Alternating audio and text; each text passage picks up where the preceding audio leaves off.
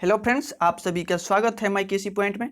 Friends, आज हम लोग देखेंगे लुसेंट जीएस बायोलॉजी का प्रैक्टिस सेट नंबर 13। और इसके पहले जितने भी प्रैक्टिस सेट अपलोड हुए हैं सबका लिंक डिस्क्रिप्शन में है, आप वहां से जाकर देख सकते हैं या प्लेलिस्ट में जाकर देख सकते हैं।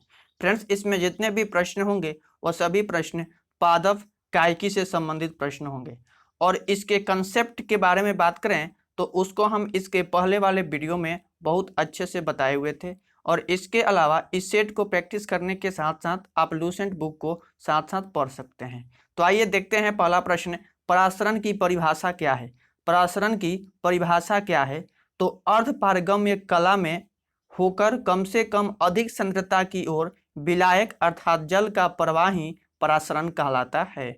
नेक्स्ट प्रश्न है, अधिक लवण वाले विलयन में एक कोशिका को रखने पर वह सिकुड़ जाती है, क्योंकि वह क्यों सिकुड़ जाती है? क्योंकि जल बाह्य परासरण द्वारा बाहर निकलता है। इसी के कारण ही अधिक लवण वाले विलयन में एक कोशिका को रखने से वह सिकुड़ जाती है।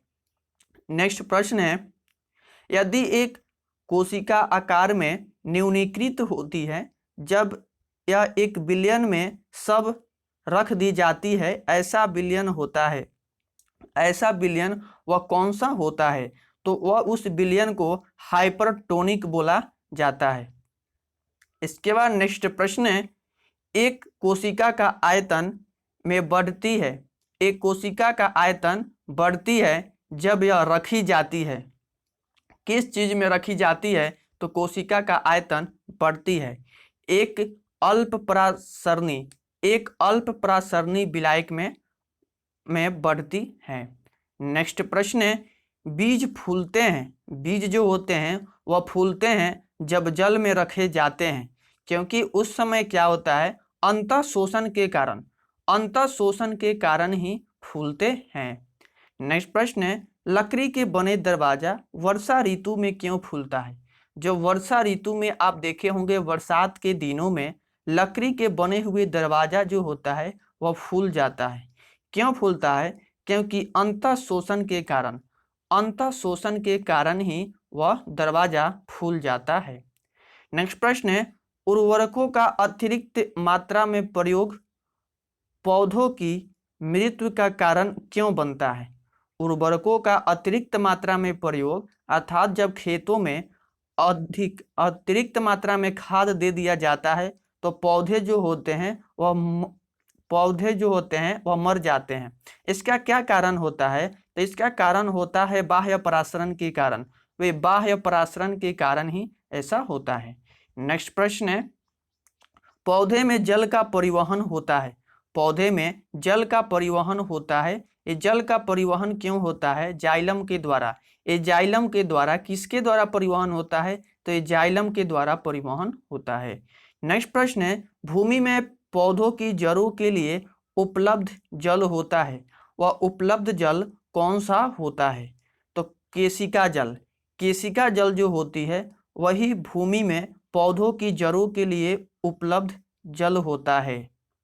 नेक्स्ट प्रश्न है, पौधों की वृद्धि के लिए कितने आवश्यक तत्वों की जरूरत होती है? तो 16 आवश्यक तत्वों की जरूरत होती है। नेक्स्ट प्रश्न है, धान का खैरा रोग या लघुपत रोग किस तत्व की कमी से होता है? जब खेतों में जस्ता की कमी हो जाती है तो एक खैरा रोग नामक या उसको लघुपत नामक रोग होता है। इसीलिए देखे होंगे धान के खेतों में जिंक देकर उसकी बुआई की जाती है। नेक्स्ट प्रश्न है, फूल गोभी का विटेल रोग किस तत्व की कमी से होता है?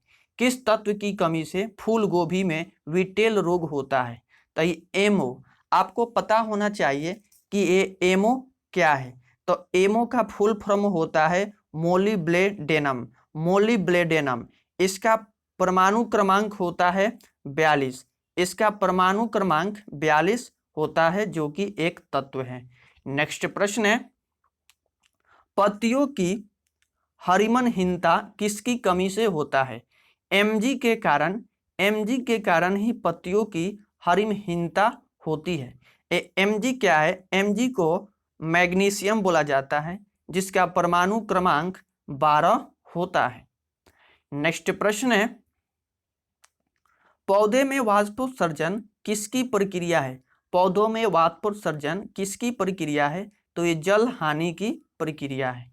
नेक्स्ट प्रश्न है, जल बिंदुओं के रूप में, जल जो है वह बिंदुओं के रूप में जल की हानि क्या कहलाती है? वह जल की हानि बिंदु स्राव कहलाती है। नेक्स्ट प्रश्न है, वाष्पोत्सर्जन में क्या होता है? जो वाष्पोत्सर्जन होता है उसमें क्या होता है? तो पत्तियों से पानी वाष्प के रूप में निकलता है। नेक्स्ट प्रश्न है, वाष्पोत्सर्जन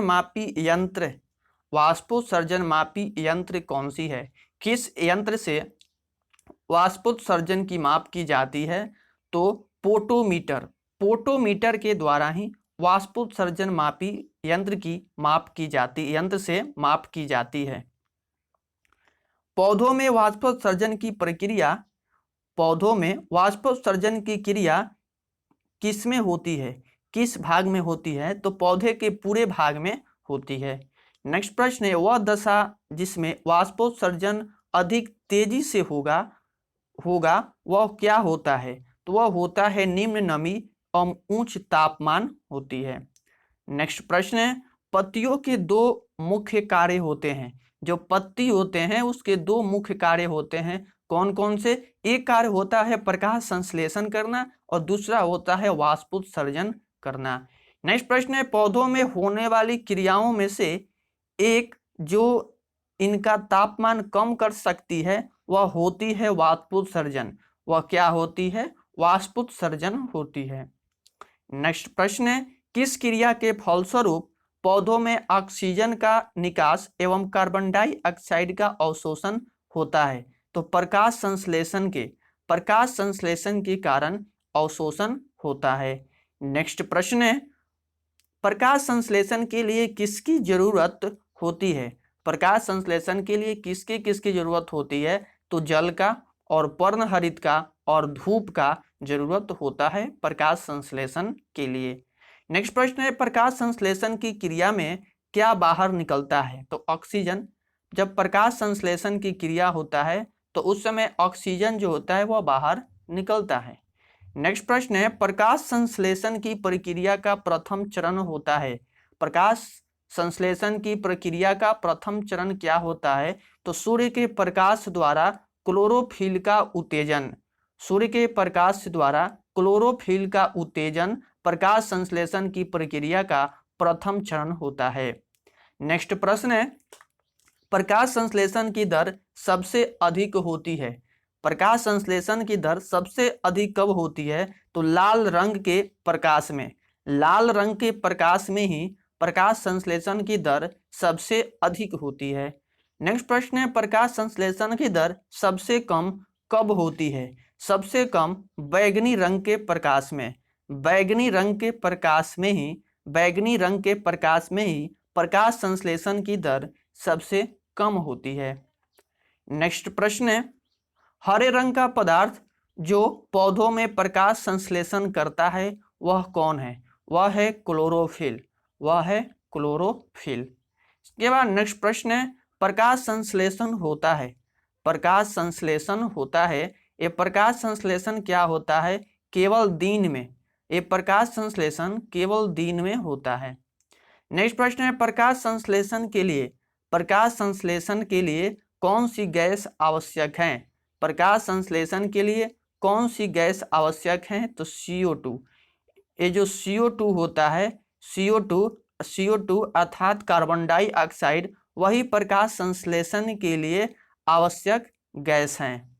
नेक्स्ट प्रश्न है, पौधे एवं पेड़ का खाना तैयार करने की प्रक्रिया क्या कहलाती है?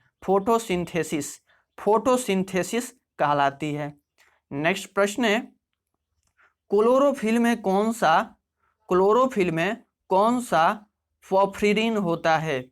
पॉर्फिरिन होता है? तो मैग्नीशियम होता है।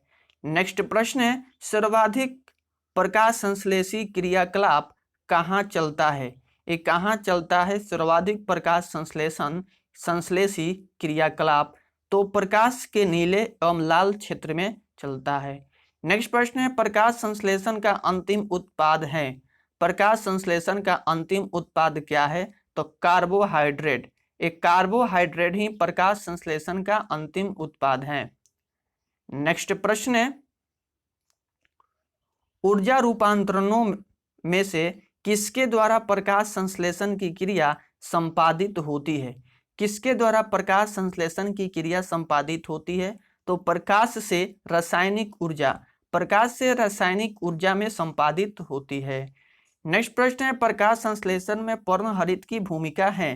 पर्णहरित की भूमिका क्या है? तो प्रकाश के अवशोषण करने में, प्रकाश का अवशोषण करने में प्रकाश संश्लेषण में पर्णहरित की भूमिका होती है। नेक्स्ट प्रश्न है प्रकाश संश्लेषण में पौधे कौन सी गैस लेते हैं?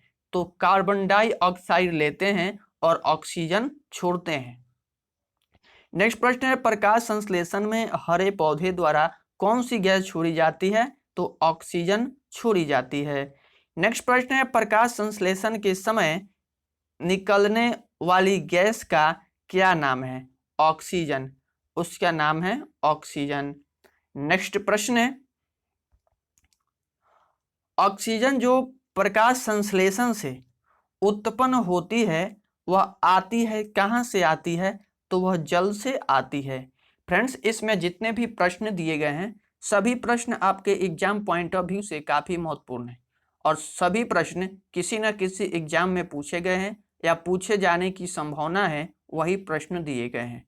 तो इसके अलावे हिस्ट्री, फिजिक्स, इकोनॉमिक्स इन सब का भी प्रैक्टिस सेट इसी चैनल पर अपलोडेड है, उसको प्लेलिस्ट में जाकर देख सकते हैं या डिस्क्रिप्शन में लिंक है, आप वहां से जाकर देख सकते हैं।